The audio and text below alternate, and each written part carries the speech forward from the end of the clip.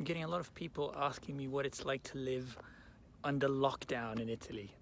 We live in Treviso, which is, I think, the second coronavirus death in Italy happened, and Veneto, although it's not the worst affected region, it's one of the worst, and there's definitely been some consequences. So I thought I'd just go around town, see what we see, and show that to you guys. So this was the first thing that we saw on Sunday. They closed all the gyms. We came to the gym and there was all of this, which obviously I didn't read it. I haven't read any of the terms and conditions of anything that I've signed up to. But in short, it basically says that all gyms and wellness centers in Italy are closed until the 3rd of April. I'm going to this supermarket, which is kind of the supermarket that we go to every day. It's right next to our gym. And we'll see if they're good, if they're well stocked.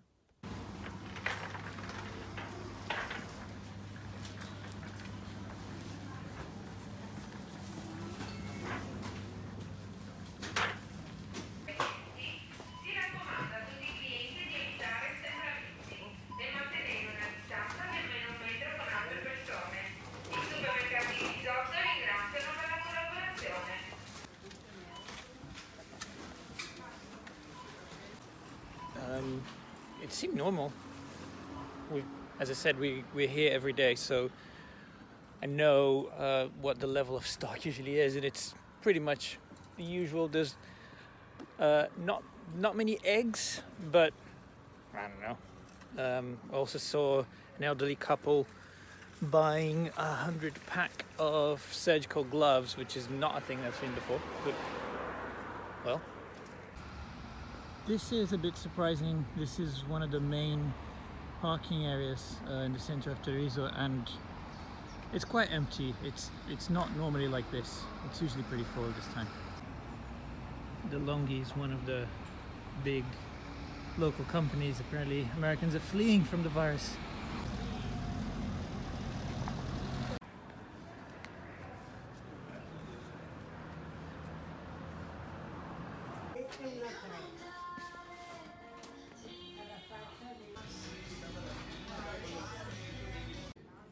These were the rules from the 4th of March.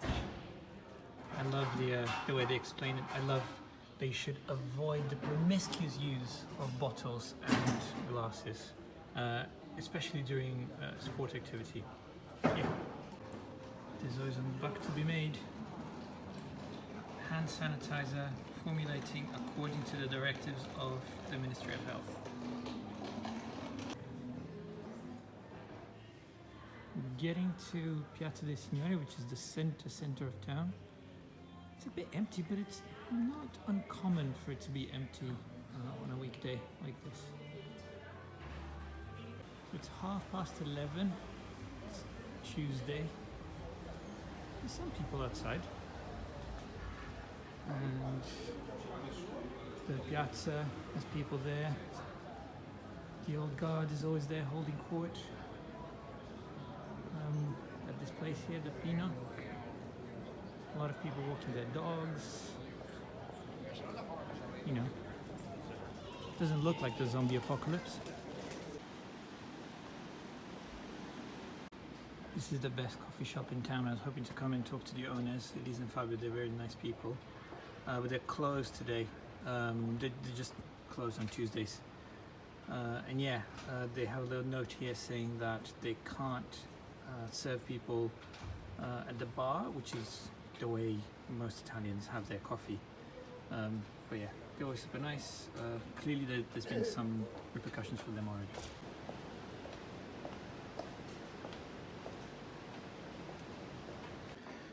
Just ran into my barber, and he was telling me that over the last couple of days, yesterday had 12 appointments, only 4 people showed up. And this morning had 9 and only 1 person showed up. So he's thinking with his partner to just close down the business for a week if it continues like this, because just there's more expense just keeping the business open.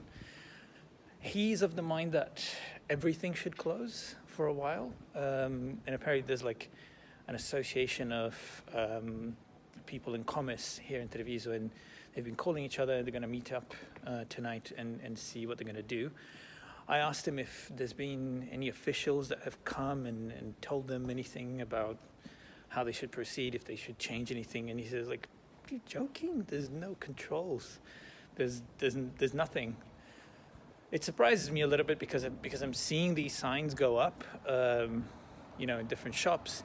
This thing of like keeping distance, and there's this decree that things can only be open from 6 to 6, but he says there's no controls, at least here in the center of Treviso, at least for the kind of commerce that they run. This is Brunch Republic, and they're saying that they're going to be closed from 6 like everyone, but open for delivery and takeaway until 10 p.m. So yeah, there's some stuff's happening. I left my car open in the center of town again, full of shit, and it's fine. Yeah, center of town looks a little bit more empty than normal, but yeah, not absolutely devoid of people. The conversations that I've had, people have mentioned that yeah, things are a bit different, but as I heard from my barber, like there isn't like strong controls. I think people are kind of like just getting the news and acting on it.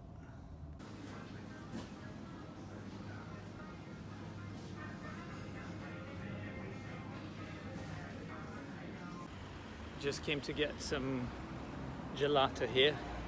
Last time I was at this shop, the owner here, he was talking to us, and he was saying that he didn't really believe that there was a virus, and that he didn't believe there was a virus, but if there was a virus, it was created in a lab in China.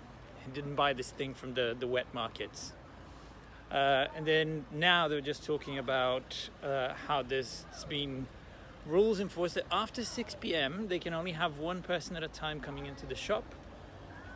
But it's a busy time for them, so what happens is that a bunch of people just wait outside, and then they're closer to each other than they would be if they could be in the shop, is what they say. And again, then apparently like the police came over and they wanted to like get everyone to leave the premises.